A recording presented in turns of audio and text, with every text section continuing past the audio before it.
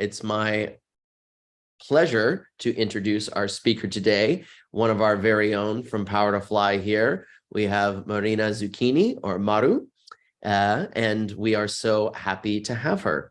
So, psychologist with a master's in human resources and the SHRM SCP, Maru has been working in talent optimization, acquisition, and development field for over 18 years.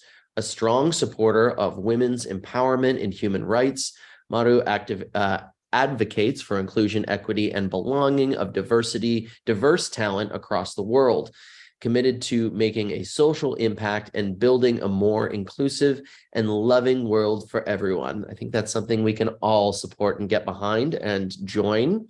As a certified career coach, Maru is passionate about meeting individuals and facilitating the development of their potential to help them find their purpose and advance in their careers.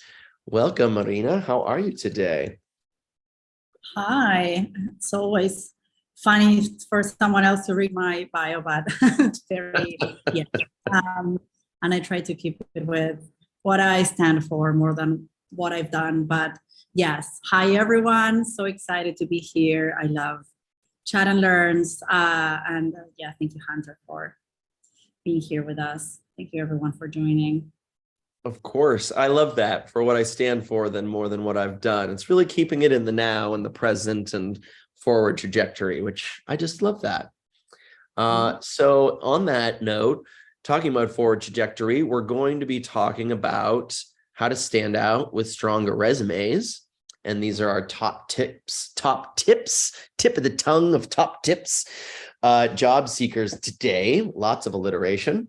And so we have some pre-submitted questions, friends, that you sent in advance. So thank you so much for participating in that way. If that's news to you, yes, you can send questions in advance. So when you check out our Chat and Learns and events pages on the PowerToFly website, if you scroll down to the bottom, there's an opportunity there to type in questions. So feel free to note that.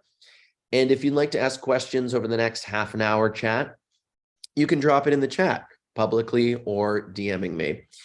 So let's jump right in, as we just have 30 minutes for this one. Maru, can you kick us off with our first question, which is, what's your go-to strategy to differentiate your resume from others?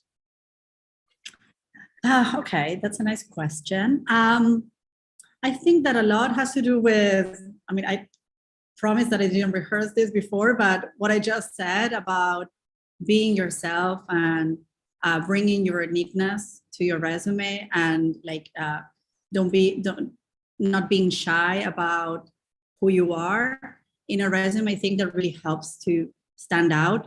I've been working in recruiting for 18 years, and I can promise you that reading over and over the same pre-worked resume that everyone has, that has exactly the same things that everyone thinks that they need to put because those are what people are expecting, it's really boring, and it's difficult to focus and really definitely what gets your attention as a recruiter or a hiring manager is seeing who the other person is, reading that uniqueness that someone is bringing to a resume. So I think that what helps really to build a strategy around a strong resume is telling your story, having, of course, keeping it concise, keeping it clear, really to the point, but definitely making sure that you are stating who you are, what you value, why are you applying for that position,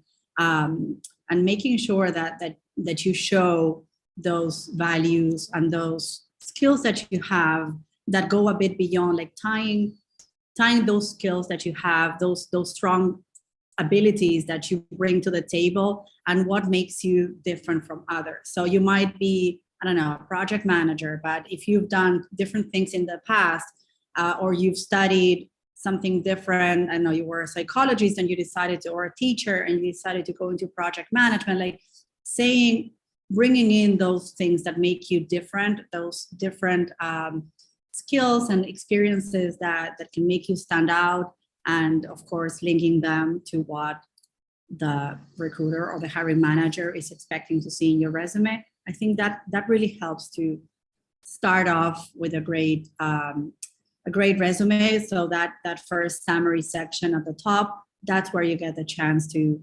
what I always say is like, help the recruiter or the hiring manager connect the dots of who you are with what they are looking for. That will already be a very strong start to making sure at least they read your entire resume, and hopefully they'll call you in for an interview, which is what we want to achieve with a resume, basically, right? Absolutely. I think that's so valuable to have right up top, right? That little summary of what makes you stand out a little bit. So then, because they're reading, recruiters are reading hundreds and hundreds of these things. And so how to just make it easier for them, for you to pop just a little bit, right? Yeah, exactly.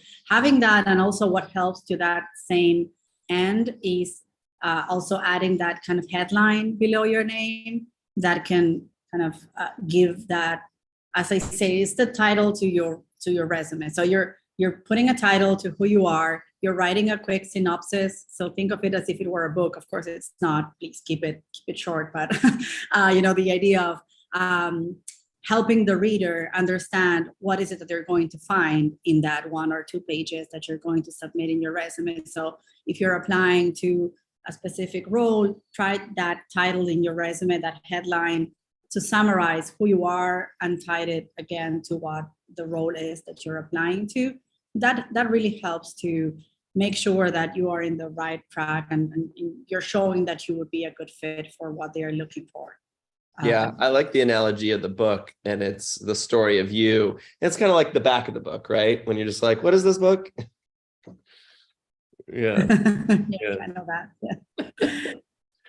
So for someone asked any advice for shortening your resume, let's say if you have over 20 years of experience or 10 years or whatever it may be. Good. Okay, so what I would recommend always is keeping it simple. Definitely, if you have 20 years of experience, try to focus more on your last 10. And you don't need to put, the resume does not need to be a story of your entire working history. It needs to be relevant to what you're applying to. So to start with, I always recommend giving it a really thorough analysis to the job description for the role that you're applying to. Like, make sure that you really understood what is it that the company is looking for, what is the company about, what is their culture. Like, try doing that research in advance. I think those are really strong steps to a strong job search strategy, instead of like throwing your resume out to 100 different places. Really take the time to think what you want to do, what you like doing, what you're strong in. Like, take a moment to analyze what you want to do and where you feel you'll be strong, and then find the jobs that really match that, where you read the job description and you're confident that you are going to be able to perform that role as it is expected. So having that exercise in advance will really save you time to focus on building a resume that would show that part, like that really show that you are a strong fit for that position. So once you have that nailed, shortening your resume would mean basically highlighting in your history what are the key experiences that you've had, or the jobs that you had, the roles that you like, the successes that you brought in your career that really match what you understood they are looking for. So again, you don't need to put like a long history or a job description to every role that you've had. Like, make sure that you give more, like highlight and give more focus to the roles that are more aligned to the role that you're applying to. And it's okay to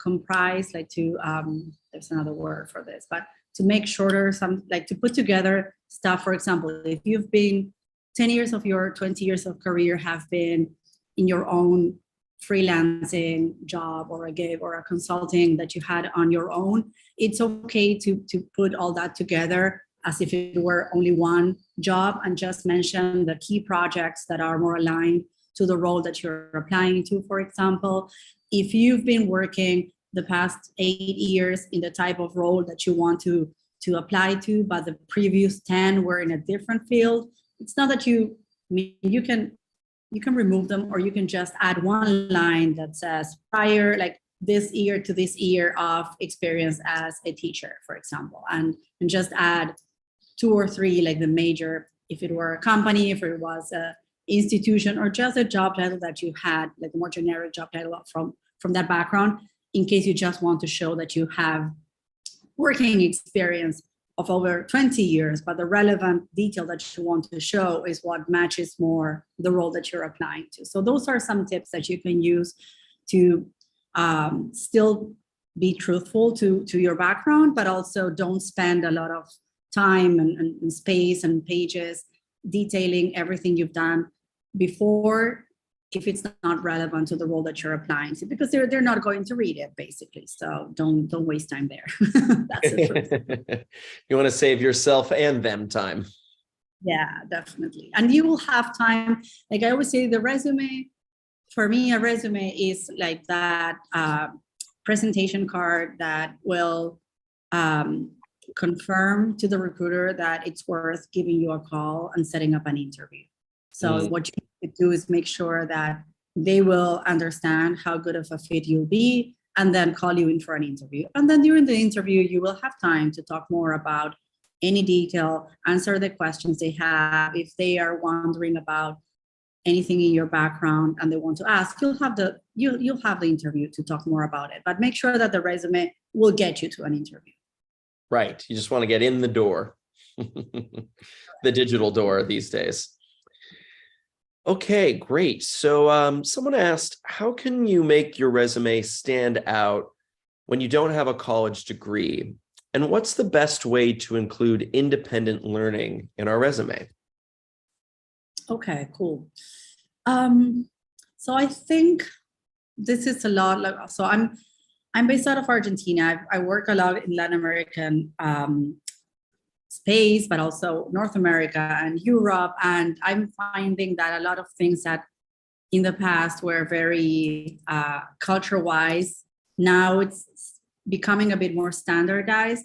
And one of those things is degrees. So the US market tends to still be quite linked, or really wants to see your formal education. But I'm seeing a lot more in these past years that if you are able to show what you've learned, wherever that was in actual work, like showing successes that you brought to the table, a lot of companies are being a lot more flexible with a formal degree. So don't stress out about not having an official degree if you don't have it.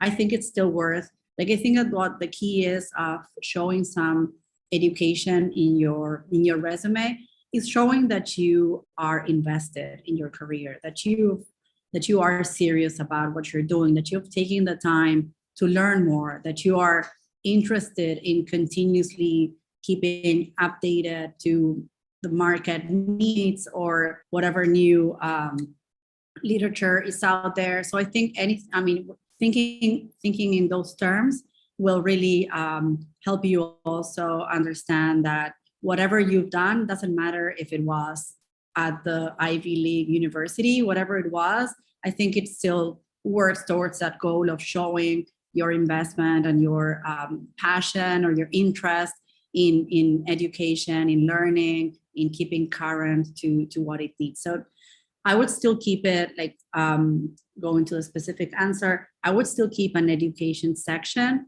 even if it's not super formal, like what you've done. If it were certifications that you achieved, or any courses that you made or that you took around the skills that you know are relevant to the role or the company that you're applying to, definitely add them on. You can put the name of like, always the best way of showing that is putting the year in which you studied or achieved that certification, the name of the certification, and the institution that gave you that certification. I think those are the three main things that you can use for any type of degree or not degree course certification that you've done, that can really still show your interest in that field.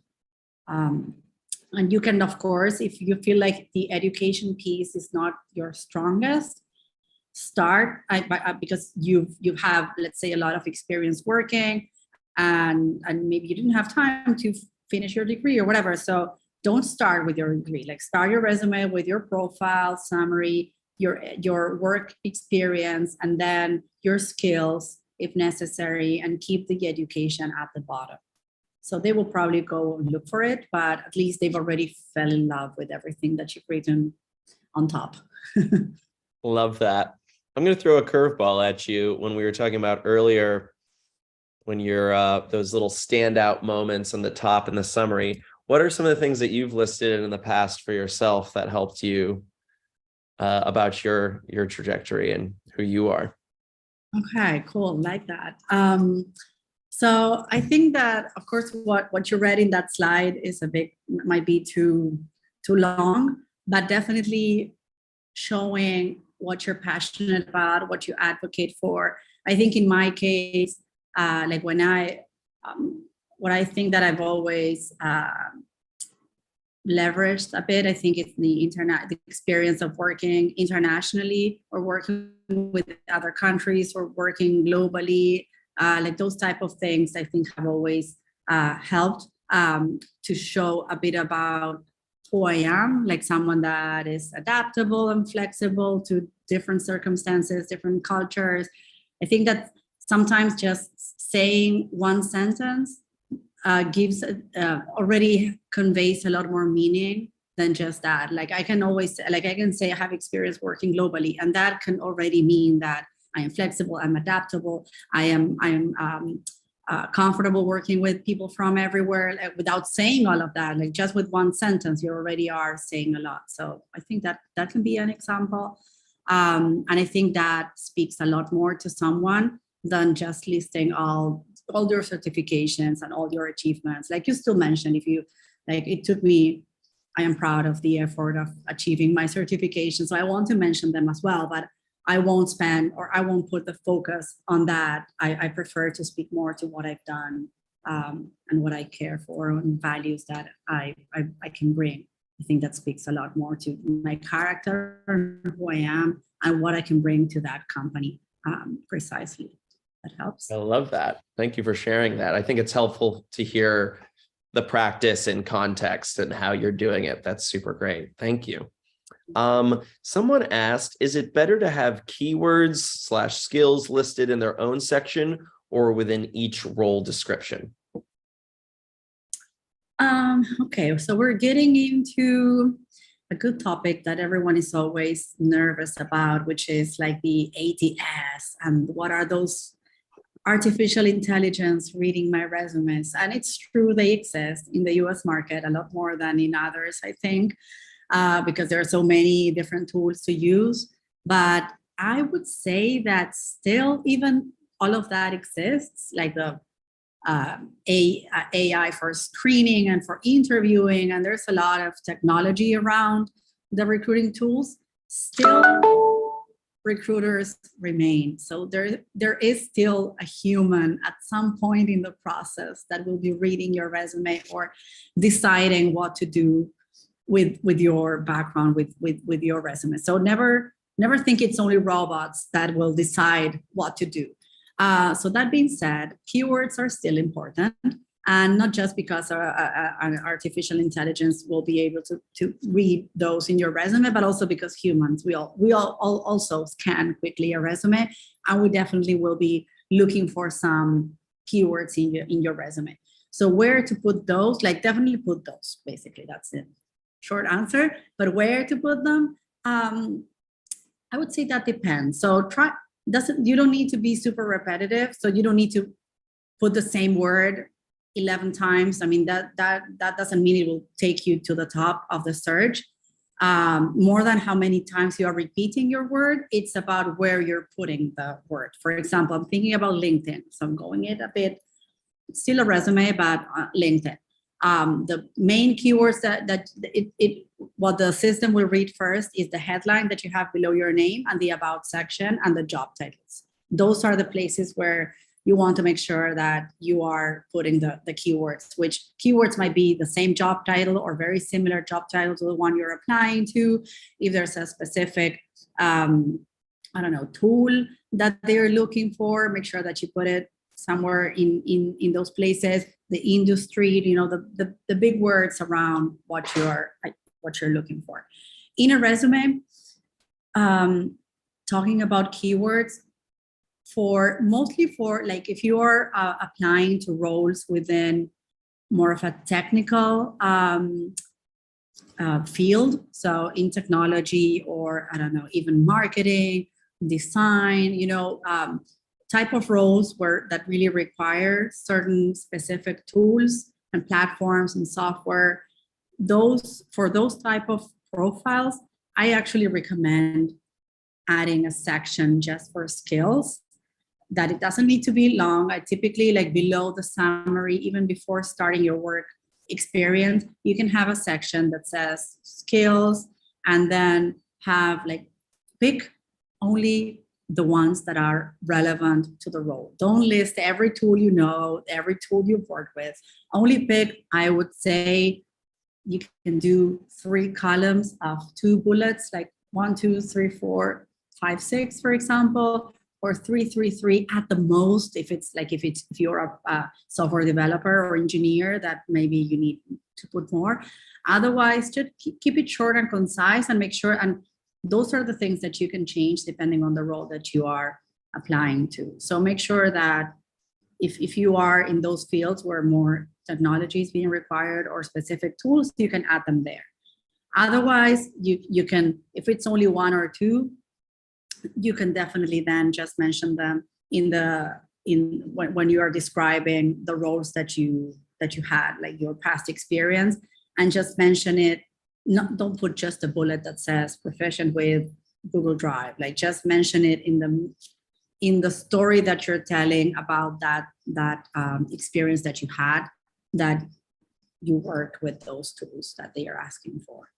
Yeah, and you bring up a great point there about just listing what's relevant. And someone asked, related, should you tailor your resume to each job that you apply for? So what is that balance of, like, if you're applying for 100 things, do we really have to change it 100 times? Or is there more like nets? Like, how does that work? Okay, good. If you're applying to 100 different things, very different things, go back a few steps and think of what is it that you want to do, because you'll go crazy. Like, it's going to be a lot to manage if you are applying to 100 different jobs. So try to think what is it that you really want to do, like doing that exercise of thinking through what are the real type of roles that you see yourself in, where is it that you really can show value and enjoy yourself, because you'll be spending a lot of hours at your job. You want to do something that you'll enjoy, hopefully. I know that sometimes we are more in a hurry and we really need to take on something quick, and that's a different story. But when you're thinking about your career and what you want to do next and how that links to your projection and your career path that you've set for yourself, make sure that it makes sense. It's really, discouraging and frustrating, spending all the time and energy that it takes to find a job, to take a job, and then 1 month in realize that it's nothing to do with what you wanted to do. Of course, you can have a bad choice because things happen and companies are companies, but try to make sure that at least you're matching the more as much as possible with what you're doing. So definitely, yes, tailor your resume to the roles that you're applying to. And again, you don't need to have 20 different resumes. Hopefully they'll be around the same, even if they're not exactly the same roles that you're applying to, they will be somehow similar. And you won't redo your entire resume every time you apply to a new role, but definitely there might be some keywords that you want to change. So I don't know, it can be probably your summary at the top might be quite similar every time. But if you have a lot of experience or if you've done a lot of different things, you might want to focus or to highlight what is more relevant to that role in particular. The skills section, of course, if you've worked with a lot of different tools and skills, pick the ones that you read in the job description. So those are easy to change as well. And then the rest, of course, the jobs you had are the jobs you had. So you won't be able to tailor that a lot.